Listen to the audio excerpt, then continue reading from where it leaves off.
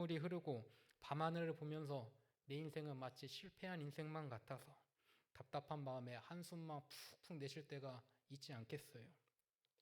그러나 하나님은 그런 우리에게 오늘도 말씀하셔요. 일어나라, 가라, 내가 너와 함께 하겠노라. 성경에서 기록되었듯이 여호수아가 가야 했던 길은 평탄한 길이 아니었습니다. 그 길은 요단강이 가로막고 있었고 거대한 여리고성이 있었고 전쟁과 위험이 기다리고 있었지요. 그러나 하나님은 먼저 상황을 설명하지 않으셔요. 대신 그냥 약속 하나 해주시는 거예요. 내가 모세와 함께 있었던 것처럼 너와 함께 있을 거야. 너를 떠나지 않을 거야. 너를 버리지 않을 거야. 이 약속 하나 주시거든요. 우리가 붙잡아야 할 힘은 상황이 아니라 말씀이라는 사실을 기억해야 돼요. 주님께서 나에게 주신 그 약속의 말씀을 기억하면 된다는 거예요. 하나님의 약속은 단순한 위로가 아니라 방향이 되어 줍니다. 하나님은 여호수아에게 내 발바닥으로 밟는 곳은 모두 내가 주겠노라라고 말씀하셔요. 여기서 중요한 영적인 원리가 담겨 있지요. 하나님의 약속은 가만히 있는 사람에게 성취되는 것이 아니라 믿음으로 발을 내딛는 사람에게 이루어진다는 거예요. 기도만 하며 멈춰 있는 것이 아니라 믿음으로 한 걸음 내디딜 때 하나님께서 길을 열어 주십니다. 홍해 앞에서 모세가 지팡이를 들어야 홍해가 갈라졌듯이 요단강은 발을 담갔을 때 멈추게 되어 있어요. 하나님은 우리의 발걸음을 통해서 일하십니다. 아무것도 하지 않으면 아무것도 변하지 않아요. 여러분, 때로는 우리도 가나안 앞에 서 있는 것처럼 느껴질 때가 있습니다. 인생의 새로운 단계, 건강의 변화, 직장의 불안, 관계의 갈등, 나이 들어가면서 맞이하는 삶의 다음 장, 그럴 때 우리는 때론 두려움에 빠지곤 하지요. 그런데 하나님께서 두려움을 제거해 주지 않으시고 그보다 더 큰 약속을 주시거든요. 그 약속이 오늘 본문 5절에서 9절에 반복되는 문장입니다. 내가 너와 함께하리라. 이것이 말씀의 안내예요. 길이 안전해서 걷는 것이 아니라 하나님께서 함께 하시기에 내가 그 길을 걸어가는 거예요. 우리가 인생길을 걸어가는 거 안전한 데만 가는 것이 아니라 때로는 오르막길도 있고 내리막길도 있고 때로는 진흙찬 길도 있지만 그 길을 내가 넘어지지 않고 다치지 않고 갈 수 있는 것은 주님께서 나와 동행하시며 나의 팔을 붙잡아 주고 있기 때문입니다. 여러분, 세상의 길 힘들고 어려울지라도 우리가 그 길을 가는 것을 두려워하지 않는 이유는 주님께서 나와 함께 하시기 때문이에요. 이제 하나님께서 여호수아에게 가장 강조하신 말씀이 무엇인지 살펴보고자 합니다. 오늘 말씀에서 가장 많이 반복되는 말씀이 있어요. 뭐냐면 강하고 담대하라. 이렇게 말씀하셔요. 이 말이 한 번도 아니고요. 3번이나 반복됩니다. 하나님이 왜 여러 번 반복하셨겠어요? 중요한 말이기 때문이에요. 여호수아가 겁이 많아서 그 말씀을 많이 하신 것도 아니에요. 사명을 감당하는 사람에게 가장 먼저 찾아오는 감정이 두려움이기 때문이에요.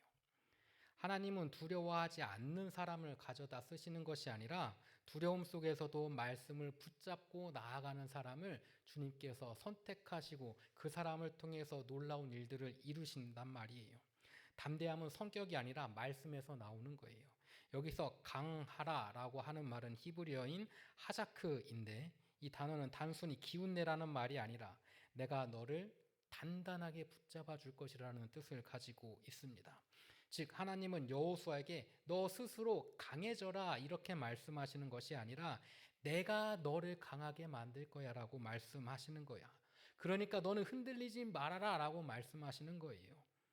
혹시 우리는 종종 믿음을 내 의지로 버티는 것이라고 오해하고 있지 않습니까? 그런데 오히려 성경은 우리에게 정반대로 이야기하고 있어요. 믿음은 하나님이 붙들어 주시는 힘 위에 서는 거예요. 그래서 담대함은 내가 만들어내는 용기가 아니라 하나님이 주시는 확신 위에서 오는 거예요.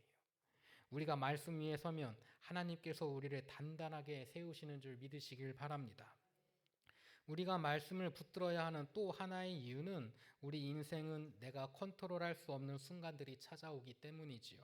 젊을 때는 힘과 빠르기로 밀고 나갈 수 있었어요.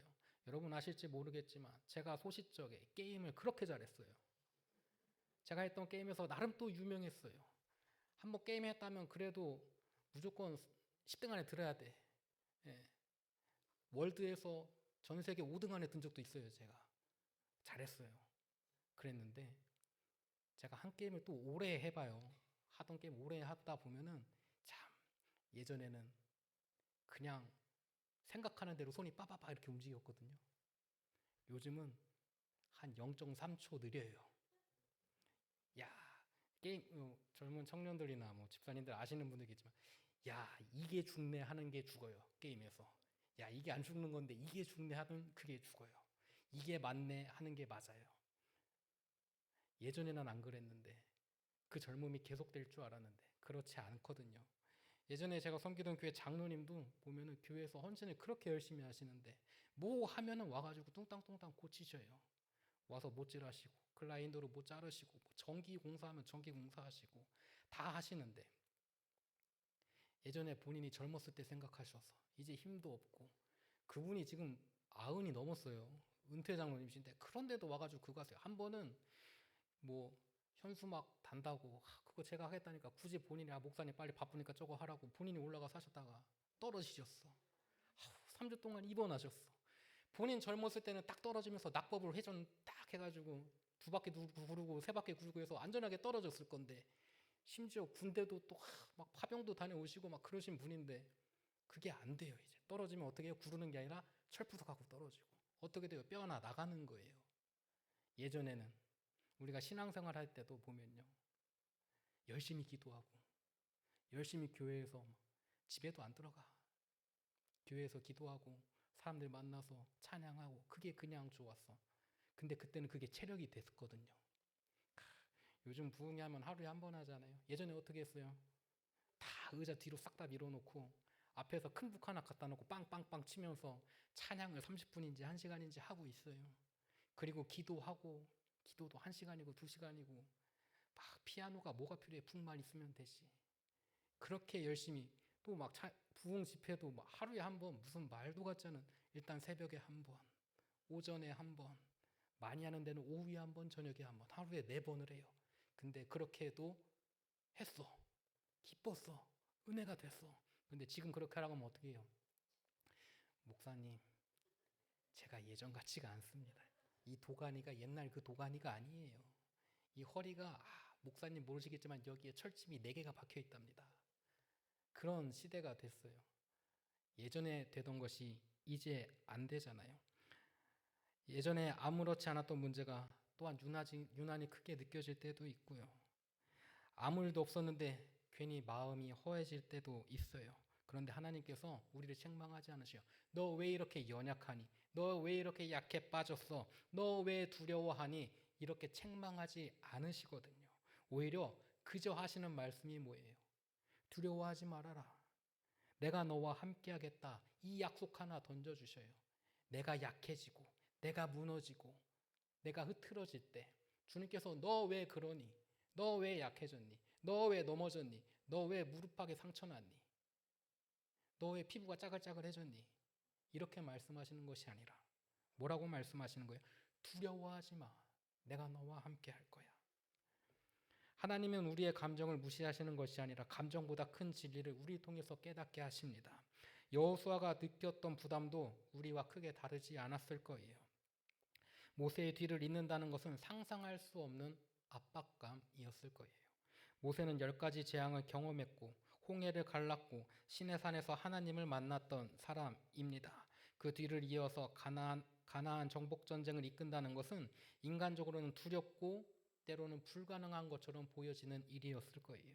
그런데 하나님은 여호수아에게 어떻게 해야 전쟁에서 이길 수 있는지 전쟁의 지략을 알려주지 않으셨어요. 또한 무기를 주시거나 군사훈련을 시키는 좋은 방법을 알려주신 것도 아니에요. 대신 단 한 가지만을 반복해서 말씀하십니다. 내가 너와 함께 하겠노라. 그러니 말씀을 붙잡아라. 그리고 너는 강하고 담대하라.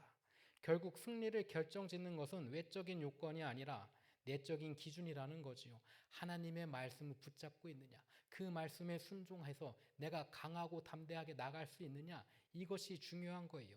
사람은 위기가 오면 기준이 흔들리기 마련입니다. 평소에는 선한 말을 하고 양보도 하지만 마음이 급해지고 상황이 막히면 말이 달라지고 태도가 달라지고 판단이 흐려지지요. 그래서 하나님은 여호수아에게 먼저 마음을 세우게 하시는 거예요. 담대함은 상황이 좋아져서 생기는 것이 아니라 마음이 말씀 위에 설 때 주어지는 선물이기 때문입니다. 성경은 너의 마음을 지키라, 생명의 근원이 거기서 난다라고 기록하고 있어요. 그래서 믿음의 사람은 상황을 바라보는 것이 아니라 말씀으로 마음을 세우는 사람이에요. 우리는 이제 변화가 너무나도 빠른 시대를 살아가고 있지요. 세상은 점점 더 불확실해지고 건강과 경제와 사회가 한꺼번에 흔들리는 시대입니다. 젊을 때 힘으로 버틸 수 있었지만 이제는 마음으로 버텨야 되는 때가 왔어요. 그래서 더 필요한 것이 말씀이에요. 말씀은 문제를 없애는 것이 아니라 문제 속에서 우리가 흔들리지 않도록 잡아주거든요. 말씀은 길을 바꿔주지 않을 때도 있지만 길을 걸어갈 힘을 우리에게 주는 능력을 가지고 있습니다. 하나님은 우리가 완벽해서 사용하시는 것이 아니라 말씀을 붙드는 사람일 때 우리를 통해서 하나님의 계획을 이루셔요. 여호수아도 마찬가지로 완벽한 사람은 아니었습니다.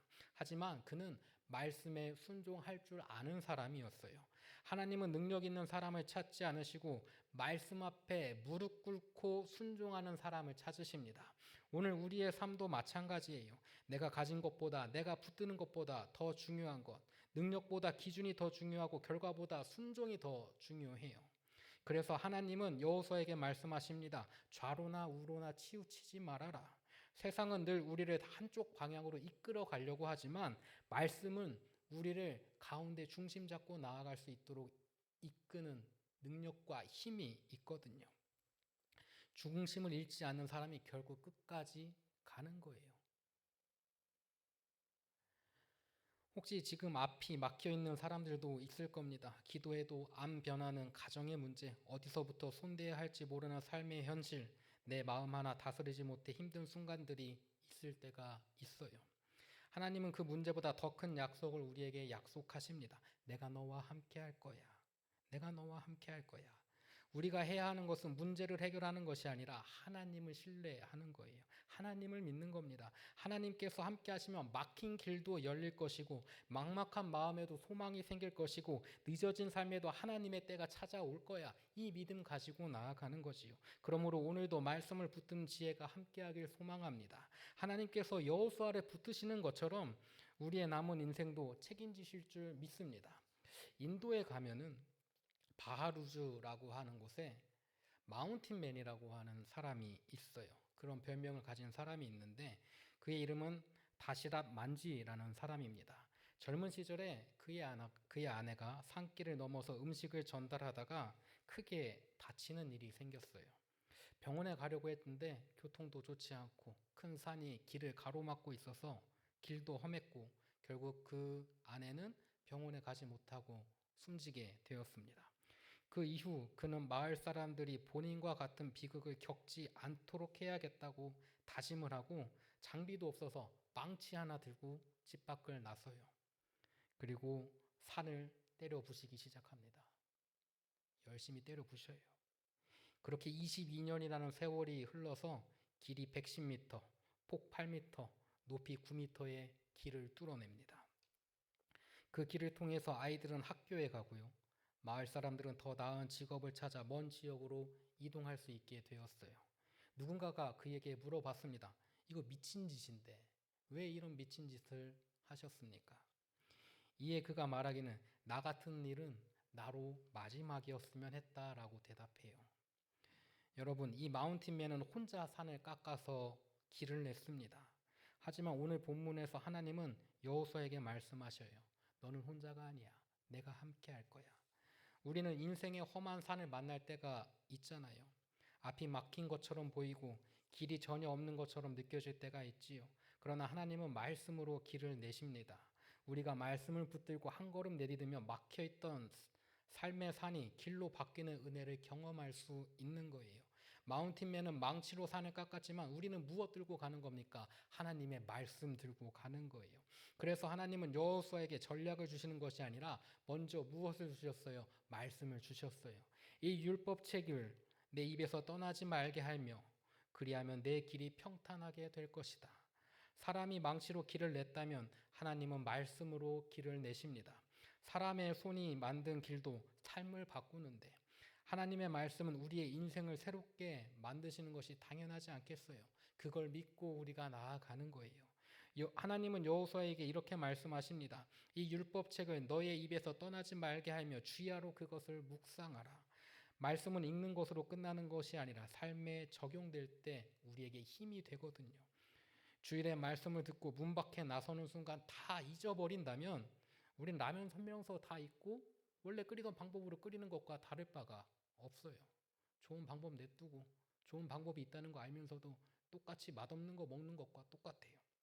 말씀은 우리에게 지식이 아니라 우리의 삶의 방향을 가르쳐주는 지침, 나침반 같은 거예요. 말씀은 장식이 아니라 우리의 삶을 실질적으로 이끌어가는 길잡이입니다. 말씀은 우리에게 부담되는 것이 아니라 우리가 다치지 않고 넘어지지 않고 저 옳지 않은 곳으로 빠져서 다치지 않도록 우리를 잡아주는 안정장치예요. 하나님은 여호수아에게 전략을 주신 것이 아니라 그래서 말씀을 주신 거예요. 왜냐하면 승리는 능력에서 오는 것이 아니라 말씀에 순종함에서부터 시작되기 때문입니다. 인생의 삶 가운데 우리가 선택해야 하는 순간들이 찾아오곤 하지요. 그때 기준이 흔들릴 때가 많아요. 기분대로, 상황대로, 사람 말에 내가 휩쓸려서 귀도 얇고 저 사람이 하는 말이 맞는 것 같기도 하고 다른 사람이 말하는 게 또 맞는 것 같기도 하고 그리고 나서 무언가 선택을 하면은 늘 후회하기 마련이에요. 그러나 말씀대로 우리가 살아가면 후에 하나님께서 책임져 주시는데 지금은 내가 보면은 손해 본 것 같다. 근데 그 인생의 마지막에 보면 하나님께서 책임져 주신다니까요. 여호수아는 광야에서 40년을 경험했습니다. 그러나 그 시간은 실패의 시간이 아니라 말씀을 배우고 순종을 배우는 시간이었어요. 하나님은 광야에서 말씀을 배우게 하시고 가나안에서 말씀을 증명하게 하셨어요. 오늘 우리의 삶도 마찬가지입니다. 연약함은 출발점이 될 수 있어요. 실패는 하나님이 우리를 새롭게 세우시는 과정이 될 수 있습니다. 중요한 것은 말씀을 놓지 않는 거예요. 마지막으로 하나님은 여호수아에게 이렇게 말씀하셔요. 두려워하지 말라, 놀라지 말라. 내 하나님 여호와 너와 함께 하겠노라. 이것은 미래가 안전하다는 약속이 아니라 함께 한다는 것 이 자체가 안전하다는 선언이에요. 하나님이 계시는 곳이 안전한 곳이에요. 복음이 성취되어지는 곳이 어디입니까? 교회입니까? 아니에요. 예수님께서 계신 곳이 복음이 성취되어지는 곳이에요. 안전한 곳이 어디입니까? 열심히 단단하게 지은 건물 안이 안전한 곳입니까? 동굴 안이 안전한 곳입니까? 전쟁 없는 곳이 안전한 곳입니까? 학교가 안전한 곳입니까? 내 집이 안전한 곳입니까? 아니에요. 하나님께서 계시는 곳이 안전한 곳이에요. 그러니 걱정할 필요 없다는 거예요. 내가 너와 함께 하겠으니 네가 어느 곳에 있든지 안전할 거라고 오늘 말씀에서 기록하고 계십니다. 오늘도 말씀은 우리를 옳은 길로 안내하고 안전한 길로 안내하고자 합니다. 우리가 말씀대로 살아갈 때 하나님은 우리를 약속의 땅으로 인도하십니다. 우리의 가정과 자녀와 삶의 모든 길에 하나님의 말씀이 앞서가길 바랍니다. 두려움이 찾아올 때 말씀을 붙들고 결정해야 할 때 말씀으로 기준 삼고 흔들릴 때 말씀 앞에 서는 지혜가 저와 여러분에게 함께하길 바라요. 하나님께서 여호수아와 함께 하셨던 것처럼 오늘도 우리와 함께 하시고 그것을 약속하셨고 그렇게 하시겠다 이행하십니다. 오늘 우리의 삶의 길이 안전한 이유는 문제가 없기 때문이 아니라 하나님이 함께 하시기 때문이라는 사실을 기억하며 우리의 삶의 모든 것을 예비하시고 안내하시는 주님의 사랑이 이 시간 주어진 말씀을 통해 저와 여러분의 삶 속에서 충만하기를 간절히 축원합니다. 다 같이 기도합니다. 사랑과 은혜가 풍성하신 하나님 아버지, 오늘 주신 말씀 통해 우리의 삶의 길을 바로 세워주심이 감사합니다. 우리가 상황을 바라보지 않고 말씀을 붙드는 믿음을 갖게 하여 주옵소서. 두려움이 찾아올 때마다 내가 너와 함께하리라는 약속을 기억하게 하시고 좌로나 우로나 치우치지 아니하고 주님의 뜻 가운데 걸어가는 지혜도 허락하여 주옵소서.